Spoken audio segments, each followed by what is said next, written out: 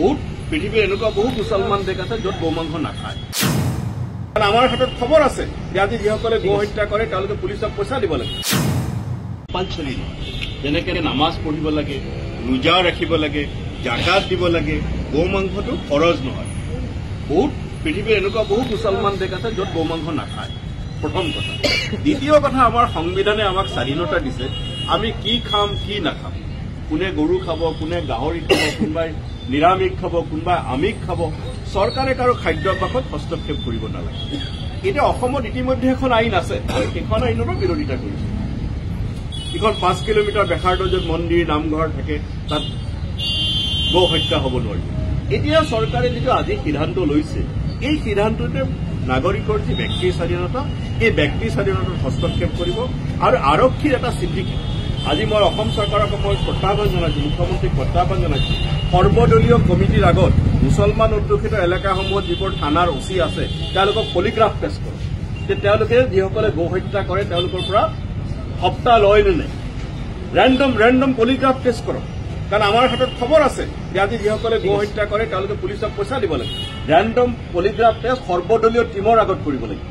এনে গোপনে কৰিলে নহব, সকলো দলৰ মানুহ থাকিব লাগিব। এনেকে মিডিয়াৰ আগত পলিগ্ৰাফ টেষ্ট কৰক। কিমান সাহস আছে মুখ্যমন্ত্ৰী মহোদয়ক মই প্ৰত্যাহ্বান জনাইছো। এইটো আজি এই আইনখন অনাৰ পিছত 5 কিলোমিটাৰ বেখাৰটোৰ ভিতৰত গো হত্যাৰ যিখন আইন, সেইখন অনাৰ পিছত গৰু মাংসৰ দাম বৃদ্ধি হল, নকমিলে, নিয়ম মতে কমিব লাগিছিল, বৃদ্ধি হল। আৰু মই ভাবো আজি চৰকাৰৰ যিটো সিদ্ধান্ত, এই সিদ্ধান্তৰ ফলতো গৌ মাংসৰ দাম আৰু বৃদ্ধি হ'ব, চাব নকমে। কাৰণ যিমানেই নিষিদ্ধ হয়, নিষিদ্ধ বস্তুৰ দাম বৃদ্ধি হয়। চৰকাৰে নিষিদ্ধ কৰিব লাগিছিল মদ, কাৰণ মদে মানুহৰ জীৱন দুৰ্বিষহ কৰি তোলে। সেই মদ নিষিদ্ধ কৰা নাই। চৰকাৰে কেনেকে ড্ৰাগছৰ সৰবৰাহ বন্ধ কৰিব লাগে, 2-এটা অপাৰেশ্যন চলাই বন্ধ কৰে, সেই কাম কৰা নাই। চৰকাৰে ভাং নিষিদ্ধ কৰিব লাগিছিল, সেই কাম কৰা নাই। যিটো মানুহৰ খাদ্যাভ্যাস, আজি কোনোবাই কম দামত পাই যায়, কোনোবাই প্ৰটিনৰ কাৰণে খায়, কোনোবাই ধৰ্ম অভ্যাসৰ কাৰণে খায়। আজি সেই কামত চৰকাৰে হস্তক্ষেপ কৰিছে। মই ভাবো যে এইটো নাগৰিকৰ স্বাধীনতাৰ হস্তক্ষেপ আৰু চৰকাৰৰ এই সিদ্ধান্তক মই ব্যক্তিগতভাৱে বিৰোধ। আপোনালোকৰ দলৰ ফালৰ পৰা কি ব্যৱস্থা গ্ৰহণ কৰিব? দলৰ কথা মই ক'ব নোৱাৰিম, দলীয় নেতৃত্বৰ লগত মোৰ কথা হোৱা নাই, গতিকে দলৰ কথা মই ক'ব নোৱাৰিম। কিন্তু চৰকাৰ বা ৰাজনৈতিক দল কোনেও নাগৰিকৰ খাদ্য অভ্যাসত হস্তক্ষেপ কৰিব।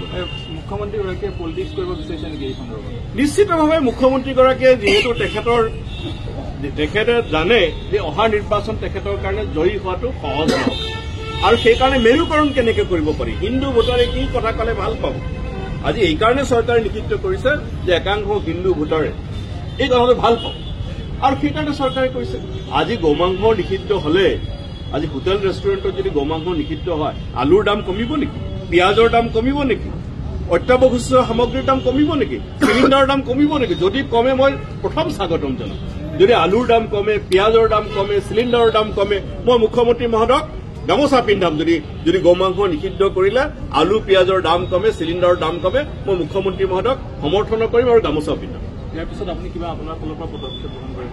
সেইবোৰ পিছৰ কথা, কিন্তু চৰকাৰৰ এই সিদ্ধান্তক ব্যক্তিগতভাৱে মই বিৰোধ কৰিছো। Thank U.